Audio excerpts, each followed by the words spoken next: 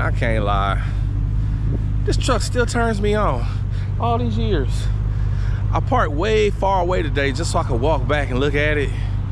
I'm like, damn, it still look good. I don't know, I might have to keep it. There is no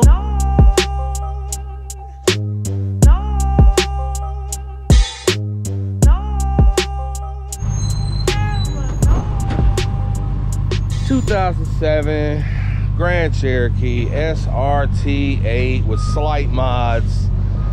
My latest mods though are thanks to them little piano keys. Look at that. See what they do to me? That's what happens when you park outside and don't drive this thing for like a week, and it's just bad. It's just bad news. Them cats, we gonna have a problem. We gonna have a problem. I mean, this is where they start. They come up here, they go across the hood, and they go on the roof. Now, the only thing that's saving me is that I'm keeping a nice wax on it. You know what I mean? Cause, I mean, it's wet, so that helps. I haven't seen no scratches. It's just the filthy little paw prints that get me every time. Anyway, I'm about to go wash this. This is a little ridiculous to be looking like this. So, yeah, I gotta wash it. You know what else I'm gonna do? I am going to, now see, I did these with plastic dip long time ago, right? See how it's looking kind of shady right now? The yellow ain't really hitting like it used to. I'm gonna go ahead, I'm gonna go back to proper motion. I'm gonna have them redo them calipers, and I think I'm gonna have them resurface and fix my wheels, and then have them, I'm gonna do a color change on the wheels. That's what I'm gonna do. We're gonna do it up. We're gonna get rid of the chrome. We're gonna get rid of all this last chrome. Now don't get me wrong, this chrome really does set off this truck, and it needs to be there. I know this was focus group tested, and like the engineers and designers, they were like, this chrome just sets the truck off. And with them big 5-star chrome wheels that it came on, it just matches it. It don't even look right without it. I've seen people put the black Laredo strips on and black out everything, and, you know, it just don't look the same. And it's like, I want to get rid of the chrome. I just have not brought myself to do it all these years. Because, you know, I mean, you get rid of that chrome, you got to change up a lot of stuff. Now, I've gotten rid of the chrome out the headlights. That little front lip is another problem we got. That went to hell. It's just hard to get that back pretty. Good luck finding another strip. Best thing to do is sand it and wrap it. And that's probably what I'm going to do. I mean, I'm at the crossroads, right? I'm thinking about selling this thing, so I don't want to do too much to it.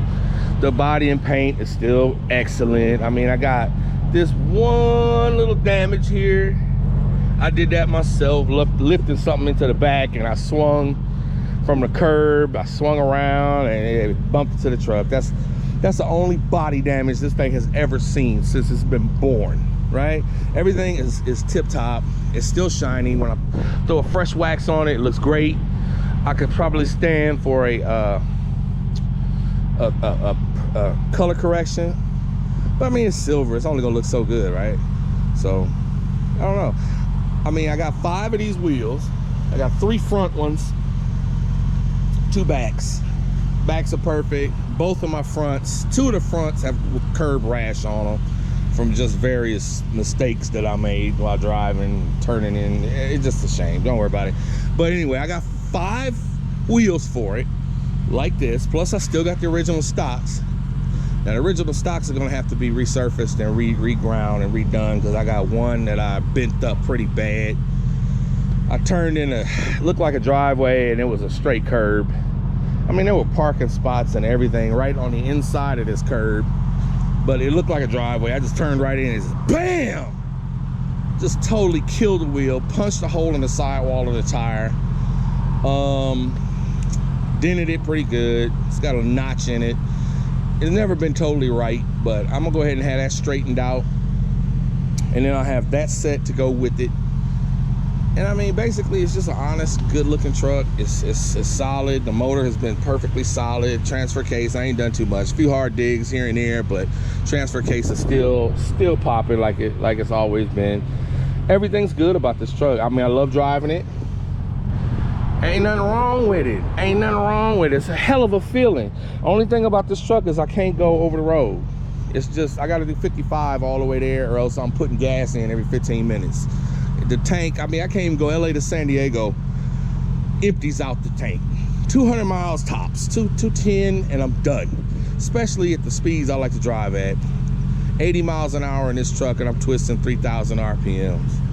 You know what I mean? 86, 87, I'm at 33, 3,400. That's just not good for freeway driving. But man, on the streets, it's a king. It's a killer. Nothing like it. I mean, it's solid, takes curves, awesome. I've done things in this truck on Mulholland Drive that nobody should be able to do in a truck. And it's all because of the suspension and these meats they put on it. I mean, I lowered it, yes, iBox, but I mean, that's it. All I've done is lower it, put the big brakes on the front, and I mean, they solid, man. They feel so good. I need to get them bled though. I got a little air bubble in them, because I have to give it like a good solid pump before I hit brakes right now to have that pedal tip top. Just one pump and the pedal's tip top. It was tip top until I took the wheel off to replace the bearing, took the brake caliper off, did not unhook it, didn't open the line at all, put the caliper back in, and then I got a low pedal. It's goofy, but I'm gonna have it professionally bled because I don't feel like doing it myself. And I'm gonna have that done, and then the truck will be 101% ready to go. Should I sell it? Am I gonna sell it? Maybe. I don't see the point in having this and a Durango Hellcat in the garage. But then again, yes, I do. This thing has just got its own personality. It's nothing like it. There's a list of things about this truck that I love and a list of things about this truck that I don't love. But overall, I love this truck. I mean, I've been with it since I got this thing in 08. This is 24. That's 16 years. And it still turns heads. It's still, I roll up to the meet and I'm right there. You know what I mean? It's a classic, and there's no way around it. But man, decisions. But anyway, I'm gonna go ahead and drive. I'll go ahead and wash it. This is filthy. I don't like filthy cars. They're slower than clean cars. You know what I mean? The filthier the car, the slower it is. That's enough. I gotta also mention, I mean, air conditioning still, I mean, have never touched the system since this thing was new. I got it with 36,000 miles on it, one owner, and the air conditioning has always blown strong and good, and it still does to this day. It's just ridiculous. All the lights went out on the cluster here, but I had my man in Chino, I forgot his name, golly. Anyway, my man's opened it up, put all blue lights in it, so it looks nice. See that? All blue lights in it. Looks good, man. It's a good theme. I'd love to get a digital dash for this. I'd love to, but I ain't gonna do that. Bluetooth is subpar. You know, the REC nav, that took a dump. I can't play any CDs. Thank God CDs went out of style. And, you know, it's okay. It still plays. I have to hook everything Bluetooth to that, right? Because the Bluetooth in the REC nav and the older Chryslers here, the Bluetooth only does phone calls. You had to do an aux cable, and this don't even have an aux cable. Yeah, it do, because I got the video screen. I have to aux cable to an RCA jack. That's the only way I'm gonna play stuff from my phone or whatever in here without, like I said, a separate Bluetooth connection. So now I have a separate Bluetooth connection, and this thing here, this is a really good one too. This is made by Anchor, I believe. Really good volume, good sound. It's solid. Every time I get in the car, it connects. It's just bomb. And of course, I went ahead and put my tablet in here, but you know about that already, because it's the only way to go now. I can't deal with that old radio stuff. I'm not gonna sit here and blow my phone up. I watch videos when I'm in here. I watch videos when I'm in here because I don't know, the music, I got the big beat box in the back, but I don't know, I'm getting older. I don't blow my ears out like I used to. So the music, the music is kind of like stopping now. It's just, I'm watching videos, I'm watching other YouTubers, I'm trying to get my game up, I'm getting ideas, you know what I'm saying? And I got a lot of stuff I want to cover. And I mean, it's a lot of documentaries and stuff. And while I'm driving home, sitting on that 105 traffic, I'll watch something and listen to something and learn, you know what I'm saying? Pick up some knowledge and some information. Every once in a while, I hit Pandora and bump the greats, you know what I'm saying? But for the most part, I watch stuff. I mean, TK, OC Motivator, HEMI Muscle, you know what I'm saying? Car Edge. I even watch Scotty, man. Every once in a while I get to these people. There's always some girls in this thing. But anyway, I gotta watch this one. Cal put out another one. See what he doing with that Demon 170. But anyway, I'm about to get on this road and do my thing. We're gonna go wash it. Yeah, that's what's up. Well, as we start today, get out here on this road. Like I said, I'm washing this thing. I can't stand the dirt. So, but anyway, the 5 things that I really, really dislike about this vehicle.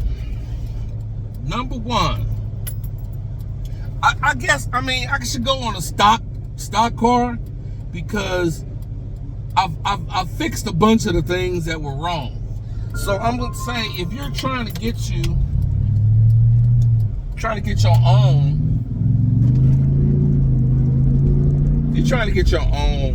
Jeep SRT, right? You want to get an old WK1. Now this is the most realest and rawest experience you're gonna get. The WK2s and that is a V6 Camaro, y'all.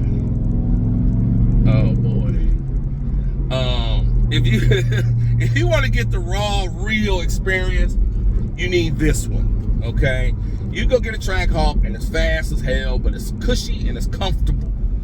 This vehicle is not comfortable like that, okay? Now, we got the big, juicy SRT seats, right? That's one of the things I love. But, okay, things I hate. This vehicle came with Goodyear. Number 1, this vehicle came with Goodyear RSA run flat tires. There's no spare in this vehicle.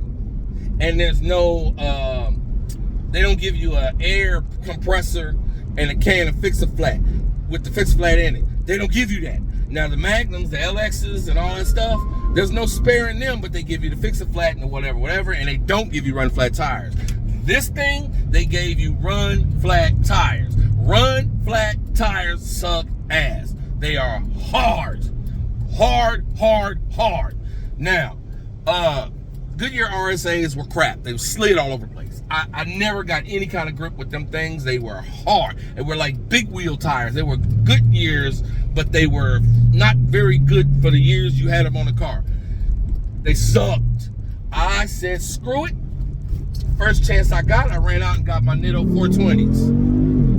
Nitto 420s, clean, cheap, soft, loved them.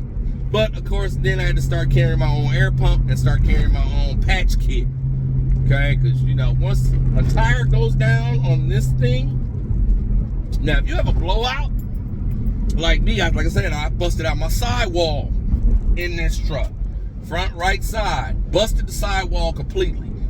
Thankfully, I had some dudes at a tire shop in Compton that I frequented, patched up my sidewall. Mind you, patched up my sidewall. They patched it on the inside, they patched it on the outside. You could see the patch, a little round patch, right? You could see that shit. But at the time, money was not flowing enough to say, hell with it, I gotta go buy 4 brand new tires. So I wasn't gonna buy 4 brand new tires at that time, because that's what you gotta do. when you lose a tire on the Grand Cherokee WK1 or any all-wheel drive that don't have a spare. And mind you, these things are staggered, so they're not the same size. So you can't just keep, you got to keep 2 spares on hand because you don't know if you're going to lose a front or a back, right? But this thing, if you lose a tire, besides the tires being hard, you got to get all 4 brand new tires if you have a blowout. I don't give a damn, because the difference in tread life, like I said, unless you just got the tires like that week, 4 brand new tires, you blow one out. Then, yeah, you could just go get 1 tire, put it on, ain't gonna be that difference. But most of us in these trucks are heavy. They're constantly gripping, and you drive it in a way because it feels good. You wanna hit curves, you wanna do all that launching and crap. So you're gonna wear out your tires. Right now, I'm sitting on next to ball. They about done. I got 4 brand new ones at the house waiting to go. But right now, I'm sitting on baldies. If I lose one of these today, I would have to go out and buy all 4 brand new tires. That's just part of living with a WK1. All right. What you gotta do when you don't want to get out the all the chemical guy stuff and get all sweaty, you just want to wash the car off a little bit. You know what I'm saying? You go ahead and find your car wash that got spot free and a good foam soak. Okay? You want spot free and an excellent foam soak, because that way you don't have to touch the car. Now, the car wash bristles give you swirl marks, they degrade your paint. Some of the car washes got real good bristles that are actually designed not to mess with your paint. They're few and far between, they get dirty and old, so you really don't know what you're getting. But for the most part, you don't have to touch the car. Now, if you keep a good wash on it, good wax, you can clean your car with just water. Now, what I do is I hit it with, first thing I do is I walk up and I hit it with the foam. Now, some car washes have foam, some just have a spray that's a really strong detergent that'll dig in and get all the crap up. Then you hit it with soapy water with the hard spray that goes through and pushes everything else away. Then you go through with the spot-free rinse right off top. You don't need to do the regular rinse, just the spot-free rinse, and all the kitty cat paw prints are gone. You see what I'm saying? All gone. Now, spot-free most of the time will dry off and you won't see any water spots whatsoever. None. So that's what I'm hoping for now. I'm gonna get on the freeway and keep pushing. But that's all we have to do to keep this thing clean, which is hard to do. The back stays dirty. Anything with a back end like this, with ass like this, is gonna stay dirty. That's another thing I don't like about this truck. All right, back in effect, she's clean. Time to hit that freeway. Get the hell up on out of here. Anyway, tires that they give you are #1 thing that I hate about this car. Now, we come to another thing that is a love-hate. It's on both lists. #2 is the suspension. The suspension on this truck is hard. Very hard. This is not a soft cruiser. It's not a luxury barge. It's not a rock crawler. This car has a weird personality, and it fits into a niche that's weird. Very weird. So the suspension on here is hard, but it's not very comfortable. Live axle in the rear, right? But it handles with razor sharp, razor sharp handling. Like I said, I've taken this thing on Mulholland, on any curvy Palos Verdes drive south, the hairpins down there. If you know that area, you know what I'm talking about. And this thing will out corner damn near everything. Now, I come from an Audi, right? Like car I had right before this one in 2008. I got an Audi in 2006. It was an 07 A4 B7 Quattro stick. That car handled impressive. It was impressive. right? I mean, the launches were just like, wow.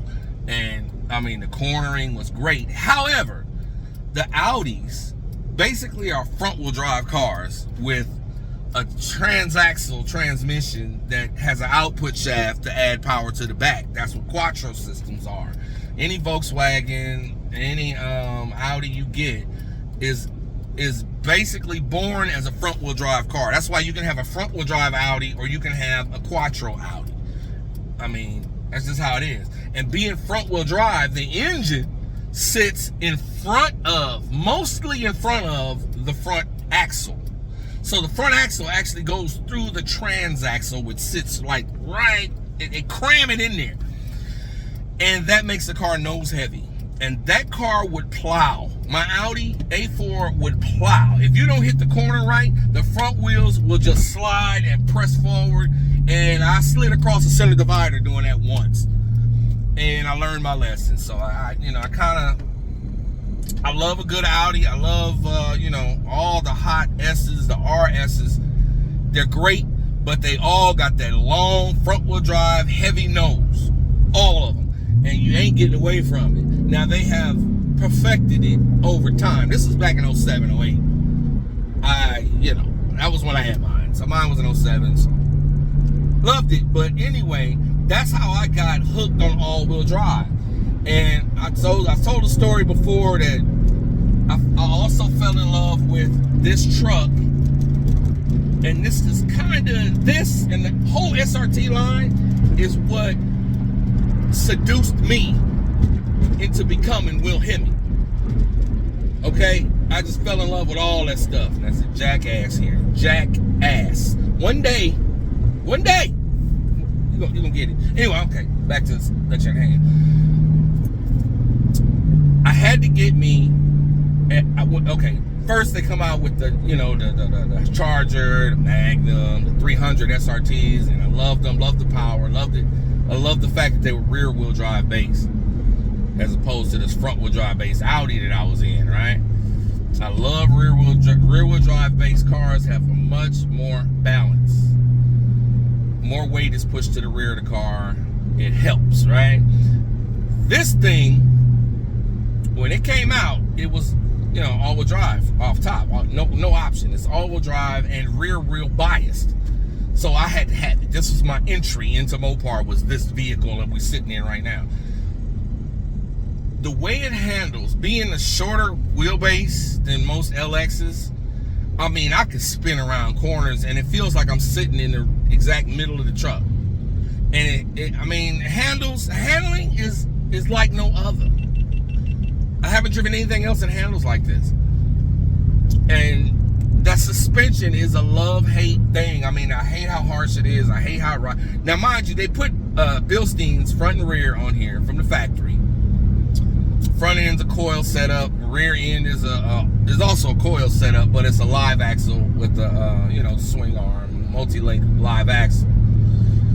So it stays flat, which actually, with the right springs and the right shocks, it's incredible. I lowered it with Eibach Pro Kit springs, which does not require a shock change. So the front stayed pretty good. Front's always been softer than the rear. The rear was always the hardest. The front now, with the lowered Eibachs, kind of made it a little more tight.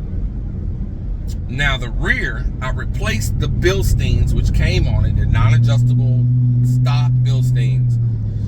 I replaced them with the QA1 Stage 6 shocks. Adjustability, I got one-way adjustable. You can get two-way adjustable. But I just got a softness adjustment. And I was able to dial it in perfect. I mean, I got it right now like 9, and that's like butter. You know what I mean? I still got the stiffness for the launch, but when I put somebody in it, it's not beating up on them. Somebody in the back seat, it's not slamming down. It's wonderful. So you just got to make a little adjustments here and there. Stock front, QA1 in the back, done deal. Number 3 on this truck that I absolutely hated when I got it, the lighting. The headlights were trash. The taillights were trash. Big, dumb, single bulb element taillights in the back. Big, dumb halogen bulbs up front. Now, they went to HID in the 08 Jeep, where they kind of facelifted it a little bit. It's a little more slanted back. They put HIDs up front. But it's still, they wasn't great. I could not stand it. I started twerking. I started working with the front headlights, and I bought every last set of rear tail lights that they ever made. I tried everything LED that I could find. I mean, I put bulbs in at first. Those sucked. Then I went ahead and got the spider lights, and I bought 2 or 3 sets of those, black ones, red ones. They sucked. Those spider lights with just a big solid array of red LEDs. The difference between a tail light and a brake light, or a tail light and a turn signal, is so small you can hardly tell it's flashing. They sucked. Finally, they came out with these E3s that I got on here now. Mwah! Fucking perfect. Bright. You can split up the elements, because you know, like the 06 Jeeps had a separate element for brake and turn signal. But then in 07 all the way on through to the end of the WK1, it was a single bulb element, like a Chevy, is what I used to call it back in the day, because it was usually Chevys and Fords that had that setup. Whereas the Magnum has turn signals, has amber turn signals on the back. The 300 and the Charger were all single piece. But nevertheless, the lighting on these trucks was absolutely terrible. Right now I'm running LED projectors. The technology changed so much since this truck came out. So I was able to finally step it up. Now I'm outputting like a Tesla at night. No qualms there. The taillights are done. I'm straight. But the lighting they put on these was absolutely terrible. It just wasn't there. Number 4 that I hated about this truck. This is the love-hate.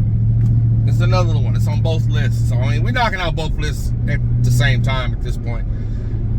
Number 4 that I hate, the interior. Tacky, plasticky, one option. 05, 06, 07, you got gray, like this crap. Gray, plastic. Dash, gray, plastic. Two-tone gray on the door.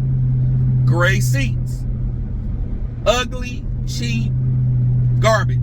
Never liked it much. You know, I dealt with it.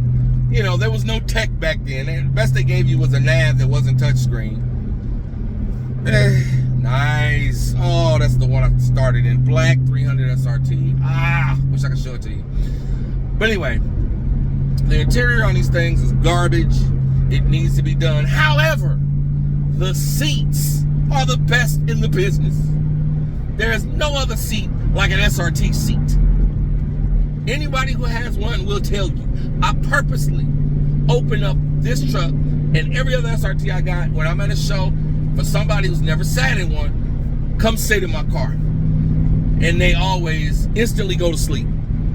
So, I mean, you know, I know how comfortable these seats are. These seats are beautiful. They're leather. And I love the idea of having suede in the middle, leather on the side, right? You get to feel the leather. You get to know there's leather there. You smell the leather when it's new. When this car is new, you smell it. But it's got that suede, what's faux suede, not real suede, but faux suede down the middle. Never gets too hot. It holds you in place. Leather, all leather seats, you slide around too much. Don't like that. Now we got excellent bolstering, right?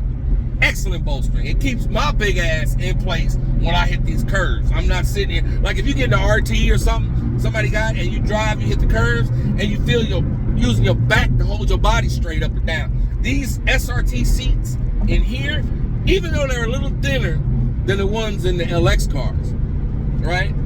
They're a little thinner, but they are still fantastic. They are very comfortable. I can drive this thing for hours upon hours upon hours and not be dying to get out of them. Love these seats. These seats are the best things in the world. So love, hate, interior on the SRT Jeep. Number 5, the last thing that I hate about this truck is the maintenance. You need to get up under this rig with about $200 worth of fluid including the NV46 146 transfer case fluid that you can only get from Mopar. They want you to do it every 15,000 miles if you're driving hard. I do it every 30s. I've done it every 30 since I've had it because I don't really beat up on it too much. But I do it every 30,000 miles, which is a headache. You got to do that, the transfer case, front diff, and rear diff. You got 3 diffs in here that you got to deal with. And it is, all right, it's not too bad. You got to come up with a way to get the fluid up and into the transfer case. And there's a few ways, you know, there's little pumps, they're messy. You can get the bag and hold it up and squeeze it open, or you can get an electric pump, which is what I settled on. I got an electric pump now for that mess. But the maintenance is frequent. Now, oil changes, regular, 5,000 miles or so, right? Transmission fluid, it's got that NAG 1, which I love the NAG 1. Love the NAG 1. But the NAG 1 transmission, 100,000 miles, no dipstick. So you got to go buy a Mercedes dipstick. For some reason, on this transmission, WA580, whatever, came in a Mercedes also, an E-Class Mercedes, an ML-Class Mercedes, various things. They all had dipsticks. My Mopar doesn't want you knowing what your transmission fluid look like, smell like, feel like. So they didn't put one in here, but you can get the Mercedes dipstick and check it out. And if you need to add or take away fluid, this thing is picky, okay? This transmission, you have to have the exact right amount of fluid in it. And the only way you'll know if you got the exact right amount of fluid in is if you buy the dipstick. It comes with a chart, a graph on that dipstick, not on the dipstick, but a paper comes in the bag with the dipstick. And it shows you at what temperature and what level it's gonna read on the dipstick. It has to be right. If you come out and it's 70 degrees, you better know how cold it is. You come out in the morning on a cold transmission, 70 degrees, and you fill it up. You have to look at that chart and see how high it's supposed to go on the dipstick. And it gotta be level, gotta be perfect. But that's what you gotta do. Now, I went and took my shit to a transmission shop and said I need a fluid change. So drop it all out, put in the recommended amount of fluid. They did that. I got on the road, transmission got hot, it all blew out over the top of the transmission through the vent tube, smoke everywhere. Embarrassing. You understand what I'm talking about? Nothing I ever want to go through ever again. Another thing is suspension. I went a long time before I decided to swap out my suspension. It really does not go away like the LX suspension does. The front end's totally different, much more robust, much more long lasting, a fewer parts. So it'll last a long time, but boy, when it's time to change it out, it's a job. You can check my video. I did the front end on this. First time I went raw and taped it and went through everything I had to go through. It was a task, okay? I have never touched the rear end suspension except for the rear end links, which kind of went bad. I actually had an end link flip on me one time and it jacked up my back end and it made it hard. It was goofy. Because the tire shop jacked it up and it popped and went backwards like a flamingo knee. And it was a mess. But the suspension maintenance is bad if you have to do it. And also, the front mounts for the front differential. There's a single mount that goes bad a lot on these things. And it is expensive to do because it's basically a 4x4 with the full all-wheel drive transfer case, right? So you got all this mechanic stuff, all this parts and heavy metal that blocks anything you need to do under the front of your truck. So you will be paying through the nose to have that front differential mount replaced. I suggest replacing it with a solid mount. There's a racing solid mount you can get for it that'll never fail on you ever again. It's not soft rubber. I mean, it's solid. It's hard rubber encased in an aluminum shell, right? A billet aluminum shell. I'll show you the name of it. I get home and figure that out. That's so long ago when I did it. It makes the ride rougher. You feel the engine. When you put that on there, you really feel the engine all the time. I like it myself. Makes it a little more harsh in here. We're always trying to get rid of noise, vibration, and harshness, right? But that actually adds harshness to the truck, but it also adds a connection to the truck. So you feel the steering a little bit more, you feel the front end a little bit more, you know what's going on, and you're more connected, less take up in the drive train, in the drive line. So you get a little more response, a little bit better throttle response on here. And as a side note, for those of you with LXs, Magnums, Challengers, 300, Chargers, the engine mounts on that, when they go bad, which they will, because their front ends and engine mounts go bad all the time, replace your engine mounts on a regular LX Chrysler SRT vehicle. You replace the engine mounts on either side, right next to the headers. Replace those mounts with the mounts from a 6-speed Challenger. You will thank me. You will get, it feels like 50 horsepower out of your car if you do that. Can't explain it. The like I said, the same with the Jeep and that front mount. The throttle response, it snaps. I mean, it's right there. You take so much slop out of your drive line by just changing those engine mounts on the LX cars. Like I said, you will, if you do it, you will write me and you will thank me and you will send me super chat.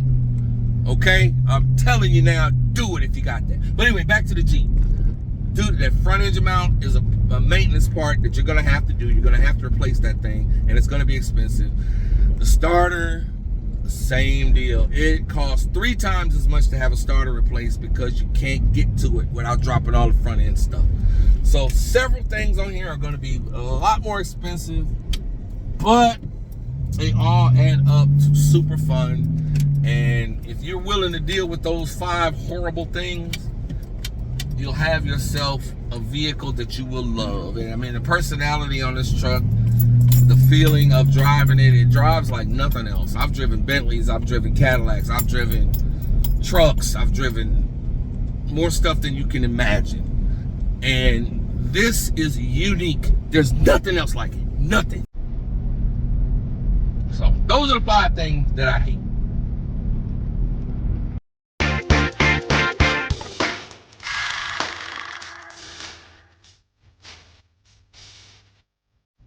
All right, 5 things I love.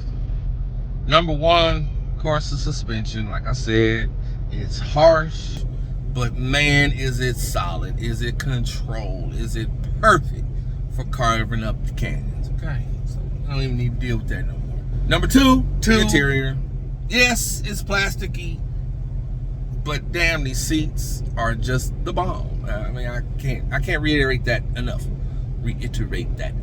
Okay, the seats, great. Once you're in here, you just can't beat it.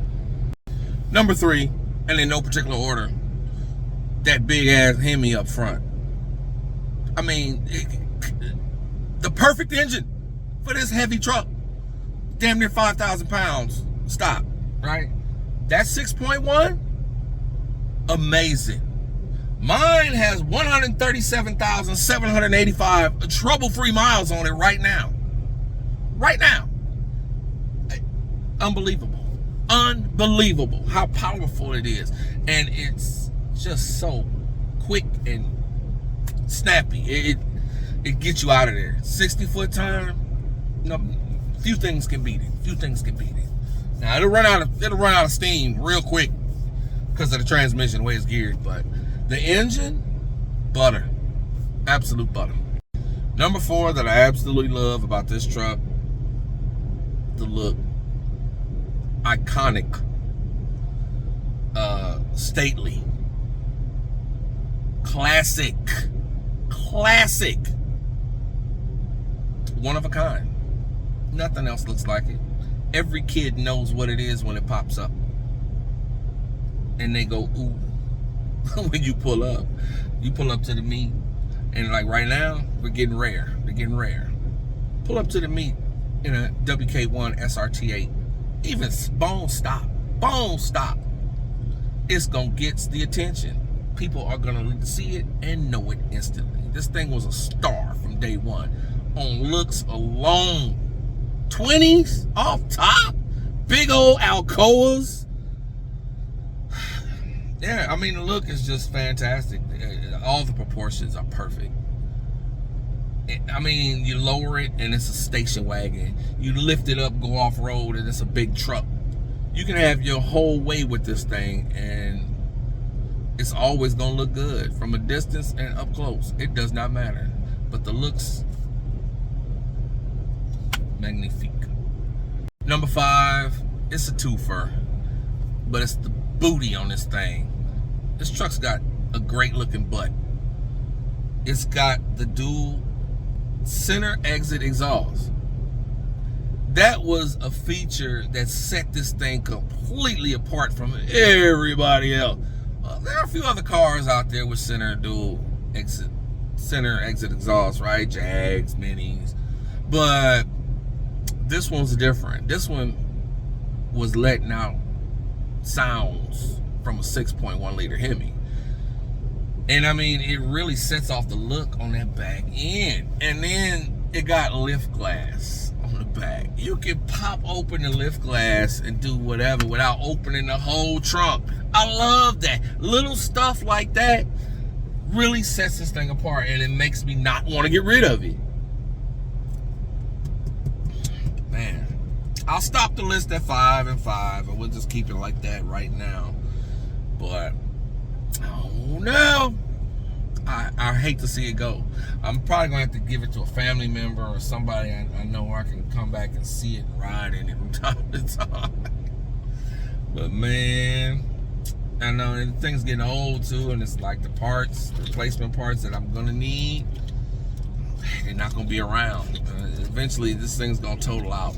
Something's gonna happen, something I'm gonna need that I can't live without, that I'm not gonna be able to get one day. I don't know when that's gonna happen, but it's gonna happen. So it is what it is. But for now, we'll keep it pushing. And it's got a HEMI in it, and my right foot goes right down there, and that's where it's gonna stay at all times. Hey yo, cut off.